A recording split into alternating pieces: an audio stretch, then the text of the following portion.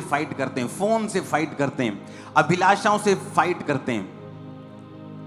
और अगर आप रोजे रख लें, आपकी फाइट परमेश्वर खत्म कर देता है, आपको फतेहमंद बनाता है, वो आपको जयवंत बनाता है। तो मैं ये जानता नहीं था कि परमेश्वर मुझसे इतनी फास्टिंग क्यों ले रहा है, जबकि मेरे को अपना कोई पर्सनल काम नहीं है। लेकिन मैं ये बात जानता था कि परमेश्वर अगर कुछ कर रहा है, कुछ बड़ा काम कर रहा है, तो उसका रिजल्ट हमारे सामने होगा। और रिजल्ट आता गया, आता गया, आता गया। मैं आपको कुछ चीज़ें बता नहीं सकता ऑनलाइन, जो परमेश्वर ने 1 महीने के अंदर किया है। मैं आपको बता सकता हूँ 100 साल में भी इसे करना पॉसिबल नहीं था, जो फतेह परमेश्वर ने पिछले 1 महीने में दी। और इसलिए नहीं कि मैंने उस फतेह के लिए रोजे रखे थे। हमें मालूम था हमारी चर्च के आसपास कुछ ऐसी चीज़ें हैं जहाँ पर आप नहीं कुछ कर सकते, लेकिन परमेश्वर जानता था कि वो चीज़ें कैसे कब्जे में आएंगी, कैसे परमेश्वर उन्हें वो सारे जो गढ़ हैं, जो आत्मिक चीज़ें हैं, मैं शारीरिक बात नहीं कर रहा हूँ। आपके घर में कई बार शैतान का कब्जा होता है, आप उसे नहीं ले पाते कब्जे में, क्योंकि आपकी प्रेयर थोड़ी है, आपकी फास्टिंग थोड़ी है।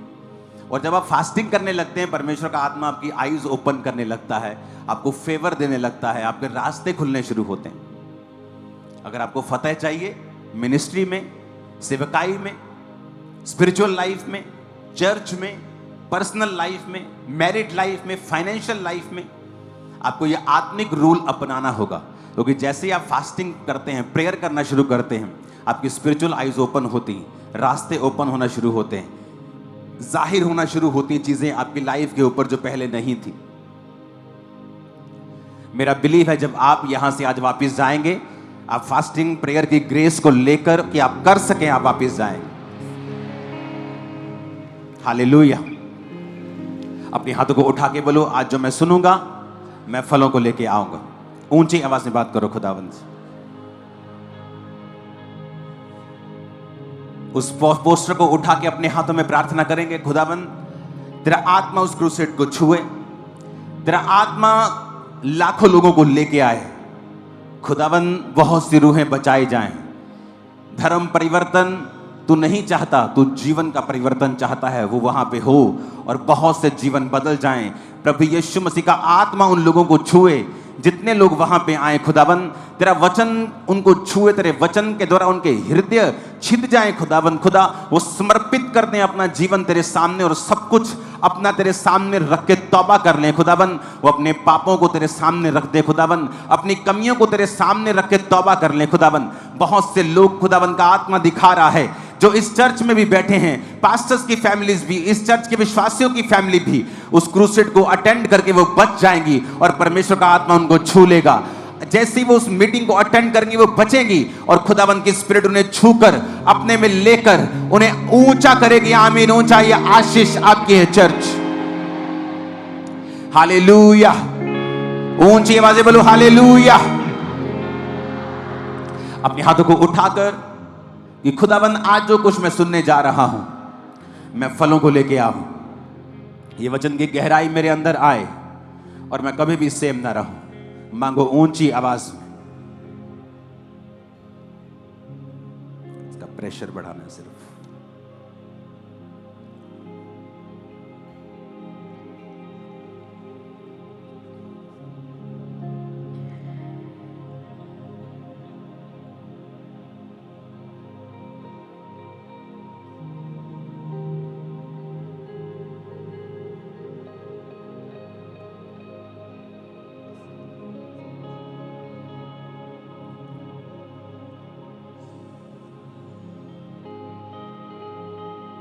प्रभु यीशु मसीह के सामर्थी नाम में हम मांगते हैं। अपने पड़ोसी को बोलो, इसकी गूंज कम करो। अपने पड़ोसी को बोलो, परमेश्वर ने ये नहीं कहा कि अगर तू रोजा रखे, अगर तू उपवास करे। उसने कहा है जब तू उपवास करे। आमीन। अगर आप बाइबल को डीपली स्टडी करें तो ये वचन मत्ती 6 उसकी 16 में लिखा है, जब तुम उपवास करो तो कपटियों के समान तुम्हारे मुंह पर उदासी ना हो, क्योंकि वे अपना मुंह बनाए रहते हैं ताकि लोग उन्हें उपवासी जाने। मैं तुमसे सच कहता हूं वो अपना प्रतिफल पा चुके हैं।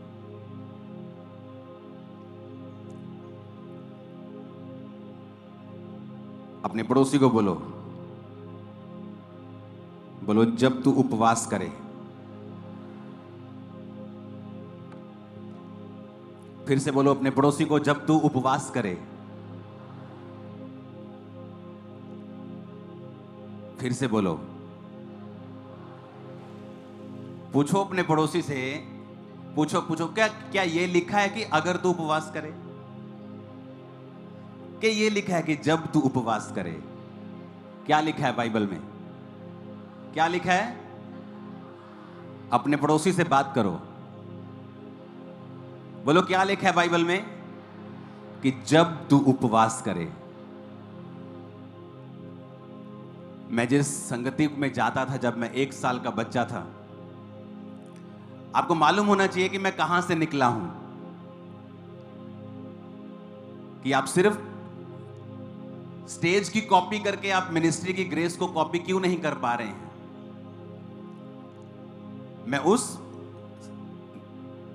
जुंडली से मंडली से निकला हूं जो हर हफ्ते 3 दिन रात के रोजों में रहती थी।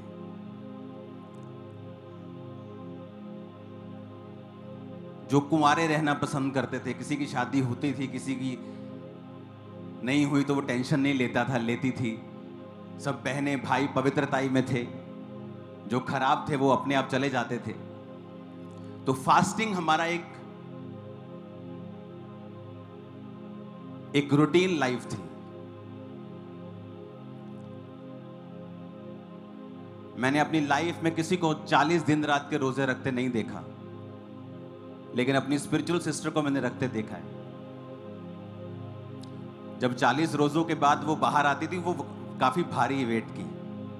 जब 40 रोजे रख के वो निकलती थी तो उसके मुंह पर ऐसे निशान होते थे और मुंह पिचक जाता था उसका 40 रोजों के बाद।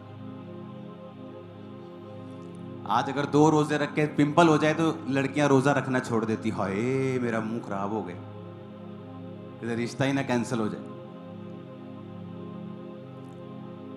और वो 40 रोजे रख के जब बाहर निकलती थी, और हम उस मंडली में से थे जिसको पुलपेट पे खड़े होने का कोई शौक नहीं था। एक दूसरे पे डालते थे, तू खड़ा हो जा, तू खड़ा हो जा, तू खड़ा हो जा। सबको प्रार्थना करने में इंटरेस्ट था, सब लोग प्रार्थना करना चाहते थे, सब लोग फास्टिंग करना चाहते थे। सामने आने का इंटरेस्ट नहीं था कि तू खड़ा हो जा। तू, ऐसी मंडली थी वो जहां से मैं निकला हूं। जो मेन बहन थी वो तो खुदा के पास है, वो तो यहां इस पृथ्वी पे नहीं है अब। लेकिन मैं आपको बता रहा हूं मैं किस मंडली से निकला हूं। तो जब फास्टिंग करते थे तो महसूस होता था कि आप पाप के ऊपर फतह पा रहे हो। जहां आज यूथ जब देखता है लोगों को, लड़की लड़कों को देखती है तो उनके अंदर भावनाएं जागती हैं। हम इतनी फास्टिंग, जहां आज यूथ जब देखता है लोगों को, लड़की लड़कों को देखती है तो उनके अंदर भावनाएं जागती हैं। हम इतनी फास्टिंग में होते थे कि भावना नाम की चीज नहीं होती थी हमारे अंदर, मर चुकी थी वो चीजें। और जब फास्टिंग करनी बंद करते थे वो चीजें वापस आती थी। वो अभिलाषाएं, वो अटैक, व्यभिचार, वो विचार, वो फियर, वो डर। और फिर मालूम होता था कि हमें रोज की रोटी खुदा ने कहा है रोज मांगनी है। तो फिर फास्टिंग, फिर उपवास। तो इस तरह से मेरी नींव बड़ी फास्टिंग उपवास वाली मिनिस्ट्री की। आज चाहे मैं पूरी दुनिया में काम कर रहा हूं, आज भी मेरी फास्टिंग और प्रेयर लाइफ वैसी की वैसी है, बढ़ चुकी होगी, कम नहीं हुई होगी। कुछ भी हो जाए मेरे आसपास, मैंने कोई बहुत बड़ा तीर मारा हो, बहुत बड़े बड़े काम कर लिए हो, लेकिन शाम को मैं जहां होना चाहिए मैं वहीं होता हूं। मैं मिनिस्ट्री को कम बढ़ाना पसंद करूंगा अगर मेरी फास्टिंग और प्रेयर लाइफ के ऊपर इसका असर आए।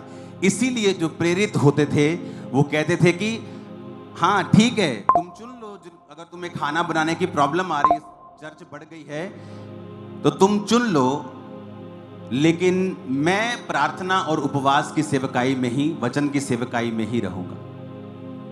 कितने मेरी बात को समझ रहे हैं?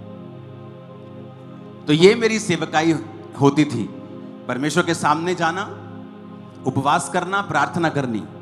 चर्च बढ़ रही है, ओके गुड, ब्रांचेस बढ़ रही हैं, गुड, दुनिया में सारे बढ़ रही हैं, ओके ठीक है, लेकिन उसको हैंडल करने में मेरी सारी प्रार्थना का समय व्यर्थ हो जाए, मैं कम करना पसंद कर लूंगा। लोगों के पास तो होता ही नहीं है, वो तो बेचारे कोशिश करते हो, होता नहीं। मैं कर सकता हूं ज्यादा, लेकिन मैं उतना ही रखता हूं कि मेरी प्रेयर लाइफ, मेरी फास्टिंग लाइफ मेंटेन रहनी चाहिए। और ये सीक्रेट है आपकी सफलता का। आप कब्जा कर सकते हो शैतानी चीजों के ऊपर, ये इसका भेद है।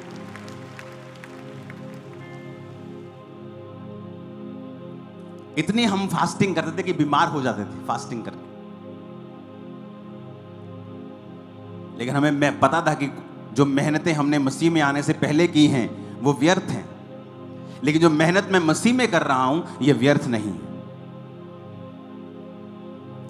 हालेलुया। जो मेहनत मैं अब कर रहा हूं वो व्यर्थ थोड़ी है।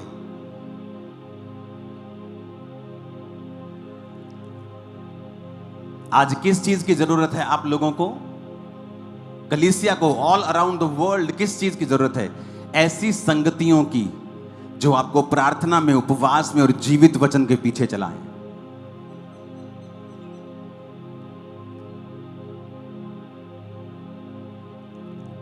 जहां निंदाएं हो, जहां चुगलियां हो, जहां पर अपने आप को हम एक दूसरे से बेटर दिखाएं, आपको ऐसी संगति की जरूरत नहीं है। जहां हम प्रार्थना में, उपवास में, जहां हम लोगों को परमेश्वर के करीब लेके जा सकें, ऐसी संगतियों की जरूरत है। कैसे मालूम आप लोग हेल्थी हो? लोग बोलते हैं मेरे पास 20 भेड़े हैं पर है बड़ी हेल्थी। अगर वो हेल्थी होती तो बच्चे जनती, 20 के 40 होते, कुछ निकल के अपना भी कुछ कर लेती, तब भी वो बढ़ती, तब भी वो बढ़ती, वो 40 से 80 होती, 80 से 160 होती। अगर वो हेल्थी होती, अगर तुमने उसे खाना पानी दिया होता, अगर तुमने अच्छी परवरिश, अच्छी शिक्षा दी होती, तो भेड़ें बढ़ती। तुम्हारी भेड़ें बांझ इसलिए हैं क्योंकि तुमने वचन के नाम पर सिर्फ उन्हें निंदा और चुगलियां दी हैं, इसलिए वो चर्च नहीं बढ़ी।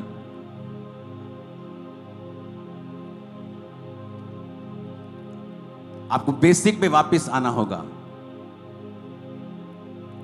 ये आज मैंने प्रेयर की, इस हफ्ते में मैंने कितने फास्ट किए? जीसस ने कहा जब तू उपवास करे।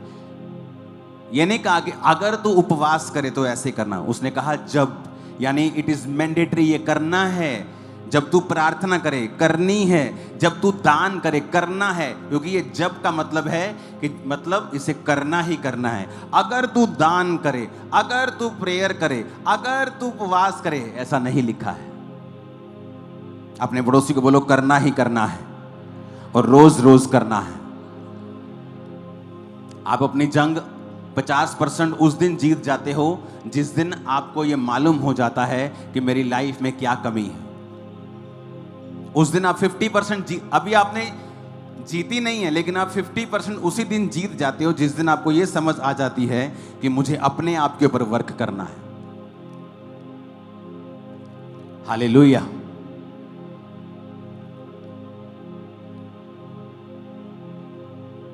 बाइबल में लिखा है पक्षपात मत कर, किसी के साथ भी पक्षपात।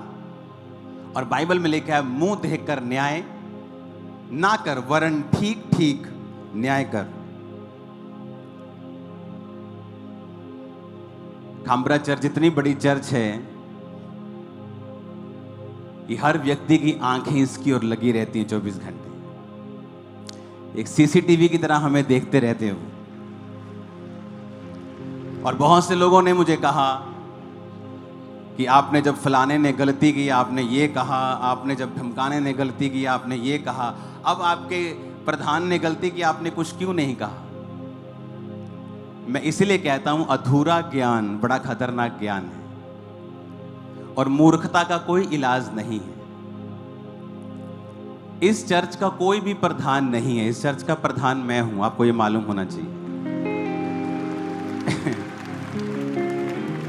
अगर कोई यूट्यूबर किसी को प्रधान लिखता है तो उसे, और दूसरा उसे मान रहा है, तो वो दूसरे मूर्ख की गलती है। आप चर्च की एक भी ऑफिशियल पोस्ट दिखाओ जहां पर लिखा हो कि कोई पॉलिटिकल आदमी चर्च का प्रधान है। अब जेम्स बॉन्ड यहां पे पंजाब में आए, कोई बंदा बोल दे पंजाब द सीएम जेम्स बॉन्ड, और कोई दूसरा उसे पढ़ ले कि पंजाब द सीएम जेम्स बॉन्ड, तो वो पंजाब का सीएम थोड़ी बन जाएगा, क्योंकि किसी यूट्यूबर ने लिख दिया और तुमने उसे मान लिया। चर्च की 3 बॉडीज हैं। एक है spiritual body. Ankur Narola ministries Khamra church is a spiritual body, जहां पर स्पिरिचुअल चीजें होती हैं, जहां पर स्पिरिचुअल आदमी सारे काम को संभालते हैं।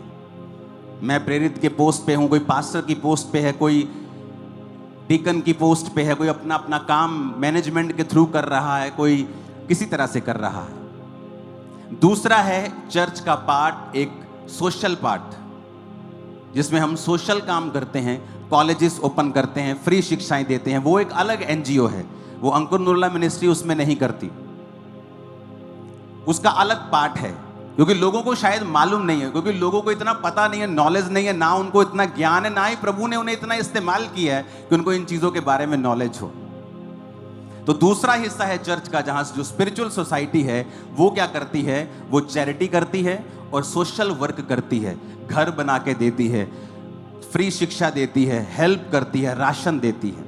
चर्च का तीसरा पार्ट है ग्लोबल क्रिश्चियन एक्शन कमेटी, वो उसका प्रधान है जिसकी आप बात कर रहे हो। जिस व्यक्ति की आप बात कर रहे हो, एक पंजाब का बहुत बड़ा लीडर मेरे पास आया, क्योंकि लोग मिलने आते हैं, वेल पोजीशन लीडर जो अभी संसद में भी है राइट नाउ, और उसने कहा मेरे को अंदर आके कि आपका जो लड़का है ना गौरव, सबसे अच्छा काम कर रहा है ये पंजाब में। सुनो, ताली मत बजाना अभी, मैं इसको एमएलए की सीट ऑफर करता हूं, बहुत बड़ी पार्टी है, मेन पार्टी है पंजाब की। अगर ये आदमी लालची होता किसी पोस्ट का, तो मैं आपको बताता हूं, ये सारी पोस्टें जो होती हैं, फलानी कमेटी का प्रधान, एंड में इनका रिजल्ट ये होता है कि इनको एमएलए या एमपी बनना होता है। समझ आ रही है मेरी बातें? एंड में ये रिजल्ट होता है, इसीलिए लोग इनका विरोध करते हैं कि कहते ये चढ़ाई ना चढ़ जाए। तो मैंने इसको बुलाया और इसने कहा कि ये मुझे एमएलए की सीट ऑफर कर रहे हैं। मैंने कहा नहीं लेनी। कहता ठीक है पापा जी। फोन किया कि नहीं सर हमने नहीं लेनी। जो आदमी एमएलए की सीट ठुकरा रहा है, आपको क्या लगता है वो किसी कमेटी का प्रेसिडेंट होने को फाइट करेगा? मैंने पूछा, मैंने कहा गौरव क्या चीज है? कहता मैंने अपना इस्तीफा रखा हुआ है, लेकिन जब एक्शन कमेटी की मीटिंग होगी मैं उसमें दूंगा। लेकिन लोगों को इतनी तड़फ मची है, क्यों? क्योंकि ऐसा व्यक्ति जो सेलिब्रिटीज की परवाह नहीं करता, ऐसा व्यक्ति जो अपनी जान की परवाह नहीं करता, हम आपको कुछ चीजें बताते नहीं ओपनली, जेल में से ऐसे लोग, ऐसे हत्यारे जिन्होंने कहा कि इस व्यक्ति का, इस गौरव का इलाज करो, इसको मारो। मैं आपको देता हूं 5 लाख रुपए महीना, आपकी जान की रिस्क होगा उस काम में, आओ करो मेरे साथ। कोई नहीं आएगा, चाहे 5 लाख रुपए महीना क्यों ना। और वो चर्च से कोई लाखों रुपया महीना नहीं ले रहा, वो कि चर्च पैसा दे रहा, वो काम कर रहा है। वो 24 घंटे चर्च की और कम्युनिटी की सेवा में होता है। कोई पोस्ट नहीं है उसके पास चर्च की, एक्शन कमेटी की पोस्ट भी वो त्याग चुका है। उसने कहा पापा मैं फास्टिंग कर रहा हूं, मैं प्रेयर कर रहा हूं, मैं उपवास रख रहा हूं, मैं माफी मांग रहा हूं और दोबारा ये गलती मेरी लाइफ में कभी नहीं होगी। अब आपको क्या चाहिए? क्योंकि लोग आपसे जेलसी करते हैं, चर्च से जेलसी करते हैं, उनको मौका चाहिए कोई। मैं तो मैं आज प्रभु को बोल रहा था, मैं कहा परमेश्वर तू चंगा रह गया प्रभु, तू आज दे युग च नहीं कदे आ गया। ए तेनू ट्रोल करे जाना ही लोगों ने, लै यहूदा इस्करियोती डिग गया, तेरे को टीचिंग नहीं दी गई, तू उन्हें समझा नहीं सकिया, तू दिल नहीं बदल सकिया, यहूदा इस्करियोती किद्दां डिग गया। इन्होंने शैमूल नूं फड़ लेना ही, लै शाऊल किद्दां डिग गया, तू नबी नहीं हैगा, सही तू सही शिक्षा नहीं दी। मूर्खो, पास्टर कह सकदा दारू ना पीओ, तुहाडे घरां च वड़ के उन्हें तुहाडीआं बोतलां थोड़ी फड़ लैणीआं हुण।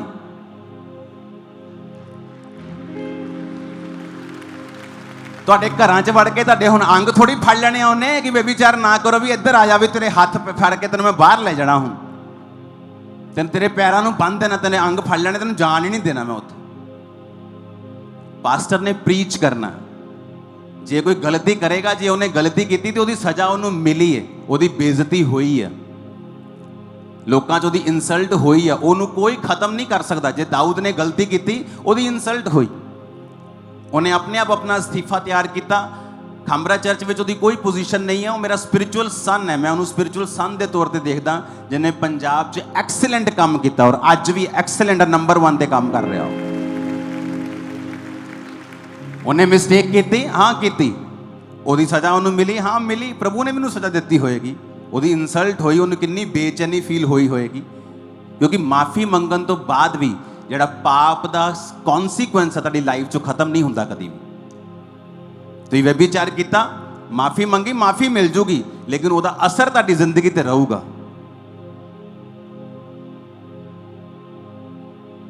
लेकिन लोगों को बहाना चाहिए सिर्फ, क्योंकि वो आपको आपकी ग्रेस को तुहाडे जिहड़े कीते काम आ उहदी बराबरी नहीं कर सकते हो। आज मैं खड़ के प्रचार कर रहा, सारे ने खड़े हो जाना, मैं कुर्सी ते बह गया, सारे ने कुर्सी ते बह जाना। जब मैं एक लात ते प्रचार करना शुरू करता, सारे ने एक लात ते करना शुरू कर देना। हाँ, अपना दिमाग सिर्फ जो इंटरनेट तो सुनिया, जो कॉपी की और उन्होंने बोलना शुरू कर दिया। एक ऐसा आदमी जिहड़ा सैल्फलैस होके जो कोई इन्नी वड्डी पोस्ट या किसी वड्डी चर्च दे विच इन्ने वड्डे अहुदे ते हुंदा, वो करोड़ा रुपया कमा सकदा हो। एक पॉलीटिशियन नाल मिलवान दे लई वो ਲੱਖਾਂ रुपया लै सकदा पॉलीटिशियन दे कोल बिना चर्च नूं दस्से।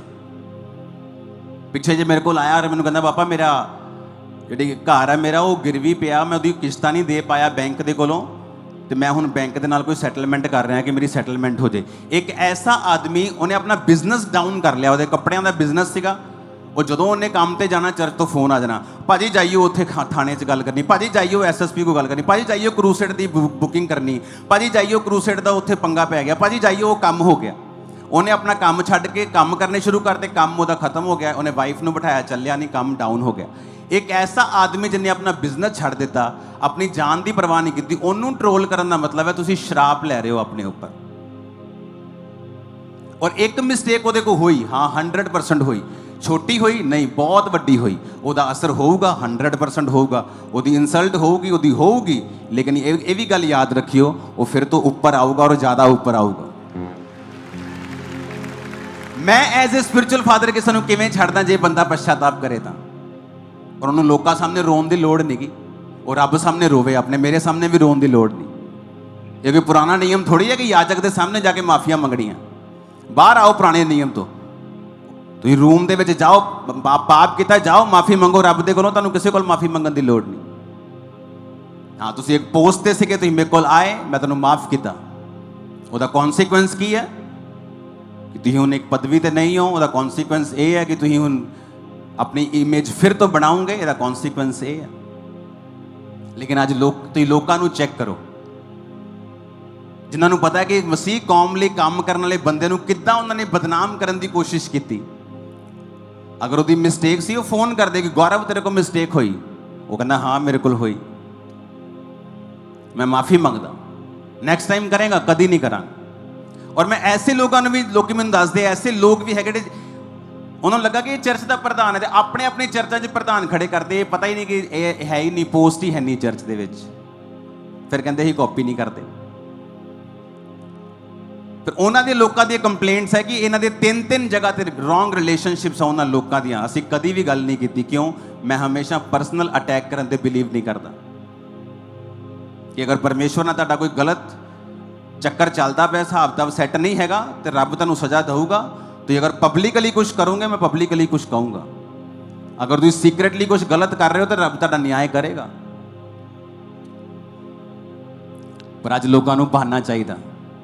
अगर यहूदा इस्करियोती गिरिया तो यीशु मसीह ते भी दोष ला सकते, अगर शाउल गिरिया तो शैमूल की शिक्षा को माड़ा कह सकते। इन्ने वेलड़ लोग है अपने को इंटरनेट के उत्ते, अपनियां जाके सेवकाइयां और काम देखो, अपनी जिंदगियां उन्हें जाके देखोगे ना, ਤੁਹਾਨੂੰ ਤਰਸ ਆਊਗਾ। ਤਰਸਯੋਗ ਜ਼ਿੰਦਗੀਆਂ ਨੇ ਉਹਨਾਂ ਦੀਆਂ ਜਿਹੜੀਆਂ ਵੀਡੀਓਜ਼ ਬਣਾ ਰਹੇ, ਤਰਸਯੋਗ। ਉਹਨਾਂ ਦੀ ਲਾ ਕੇ ਲਾਈਵਸ ਦੇਖੋ, ਤੁਹਾਨੂੰ ਤਰਸ ਆਊਗਾ ਜਿੱਦਾਂ ਦੀ ਕੰਡੀਸ਼ਨ 'ਚ ਹੈਗੇ ਆ ਇਸ ਟਾਈਮ। ਪਰ ਮੈਂ ਕਦੀ ਕਿਸੇ ਤੇ ਅਟੈਕ ਨਹੀਂ ਕੀਤਾ, ਨਾ ਹੀ ਕਰਾਂਗਾ ਕਦੀ, ਕਿਉਂਕਿ ਆਪਾਂ ਨੂੰ ਪਤਾ ਆਪਾਂ ਕਿੰਨੇ ਕੰਮ ਕਰਨੇ, ਕਿਹੋ ਜਿਹੇ ਕੰਮ ਆਪਾਂ ਕਰ ਰਹੇ ਹਾਂ, ਕਿਹੜੀ ਪੋਸਟ ਤੇ ਆਪਾਂ ਹੈਗੇ ਆ, ਕਿੱਦਾਂ ਆਪਾਂ ਅੱਗੇ ਵਧਣਾ, ਔਰ ਕਿੱਦਾਂ ਮਾਫੀ ਦੀ ਸਪਿਰਿਟ ਨੂੰ ਲੈ ਕੇ ਅੱਗੇ ਵਧਣਾ, शिक्षा ਦੀ ਸਪਿਰਿਟ ਨੂੰ ਲੈ ਕੇ ਅੱਗੇ ਵਧਣਾ। ਡਾਂਟਣਾ ਵੀ ਆ, ਉਲਾਹਣਾ ਵੀ ਦੇਣੀ ਹੈ, ਸਮਝਾਉਣਾ ਵੀ ਹੈ ਤੇ ਮਾਫ ਵੀ ਕਰਨਾ। ਹਾਲੇਲੂਇਆ। ਔਰ ਜਦੋਂ ਇਹ ਗੱਲਾਂ ਸਮਝ ਆ ਜਾਣਗੀਆਂ ਆਪਣੇ, ਜਦੋਂ ਇਹ ਪਤਾ ਲੱਗ ਜਾਏਗਾ ਆਪਾਂ ਨੂੰ ਕਿ ਆਪਾਂ ਇੱਕ ਐਸੀ ਗ੍ਰੇਸ ਦੇ ਨੀਚੇ ਆ ਜਿਹਦੇ ਕਿਸੇ ਦਾ ਪਕਸ਼ਪਾਤ ਨਹੀਂ, ਸਿਰਫ ਪਰਮੇਸ਼ਵਰ ਹੀ ਇੱਥੇ ਪ੍ਰਧਾਨ ਹੈ, ਉਹਦਾ ਆਤਮਾ ਇੱਥੇ ਪ੍ਰਧਾਨ, ਔਰ ਉਹੀ ਇੱਥੇ ਕੰਮ ਕਰ ਰਿਹਾ। ਅਸੀਂ ਹੱਸਣ ਦੇ ਸੀ ਉਲਟਾ, ਹੈਗਾ ਲੋਕਾਂ ਨੂੰ ਪਤਾ ਹੀ ਕੱਖ ਨਹੀਂਗਾ ਯਾਰ। ਸਪਿਰਿਚੁਅਲ ਚਰਚ ਦੇ ਵਿੱਚ ਕੋਈ ਪੋਲੀਟੀਕਲ ਪ੍ਰਧਾਨ ਨਹੀਂ ਹੁੰਦਾ ਕੋਈ ਵੀ। ਇਹ ਸਪਿਰਿਚੁਅਲ ਪਲੇਸ ਹੈ। ਇੱਥੇ ਪਾਸਟਰਸ, ਇੱਥੇ ਅਪੋਸਟਲਸ, ਇੱਥੇ ਇਵੈਂਜਲਿਸਟ ਨੇ, ਇੱਥੇ ਲੋਕ। ਸਪਿਰਿਚੁਅਲ ਚੀਜ਼ਾਂ ਨੇ, ਲੀਗਲ ਚੀਜ਼ਾਂ ਦੂਸਰੀ ਕਮੇਟੀਜ਼ ਕਰਦੀਆਂ ਨੇ, ਔਰ ਉਹ ਕਮੇਟੀ 'ਚ ਮੈਂ ਮੈਂਬਰ ਨਹੀਂ ਹਾਂ। ਮੈਂ ਉਹਨੂੰ ਕਿਵੇਂ ਹਟਾਉਣਾ ਜਿਹੜੀ ਕਮੇਟੀ ਦਾ ਮੈਂ ਮੈਂਬਰ ਨਹੀਂ ਹਾਂ? ਐਕਸ਼ਨ ਕਮੇਟੀ ਇਕੱਠੀ ਹੋਊਗੀ, ਉਹ ਆਪਣਾ ਅਸਤੀਫਾ ਲੈ ਕੇ ਕਾਦਾ ਬੈਠਾ, ਉਹ ਦੇ ਦੇਗਾ, ਐਕਸ਼ਨ ਕਮੇਟੀ ਦੇਖੇਗੀ ਕੀ ਕਰਨਾ। ਮੈਂ ਉਹਦੇ 'ਚ ਕੋਈ ਮੈਂਬਰ ਵੀ ਨਹੀਂ ਹੈ, ਕੋਈ ਪ੍ਰੈਜ਼ੀਡੈਂਟ ਵੀ ਨਹੀਂ ਹੈ, ਕੋਈ ਸਕੱਤਰ ਵੀ ਨਹੀਂ ਹੈ। ਉਹ ਮੈਂ ਖੜੀ ਕਰਕੇ ਦਿੱਤੀ ਹੈ ਕਿ ਤੁਸੀਂ ਆਪਣੀ ਚਲਾਓ, ਔਰ ਜਿੱਥੇ ਪੰਜਾਬ 'ਚ ਲੋੜ ਪੈਂਦੀ ਹੈ ਜਾਓ। ਪੰਜਾਬ 'ਚ ਸੈਂਕੜਾ ਪਾਸਟਰਸ ਜਿਹੜੇ ਖੜੇ ਹੋ ਜਾਣਗੇ ਕਹਿਣ ਲਈ ਕਿ ਐਕਸ਼ਨ ਕਮੇਟੀ ਨੇ ਸਾਡੀ ਹੈਲਪ ਕੀਤੀ, ਔਰ ਵੀਡੀਓ ਬਣਾਉਣ ਵਾਲੇ ਜਿੰਨੇ ਵੀ ਉਹ ਦੱਸਣ ਕਿੰਨੇ ਪਾਸਟਰਸ ਦੀ ਹੈਲਪ ਕੀਤੀ ਹੈ ਉਹਨਾਂ ਨੇ ਅੱਜ ਤੱਕ।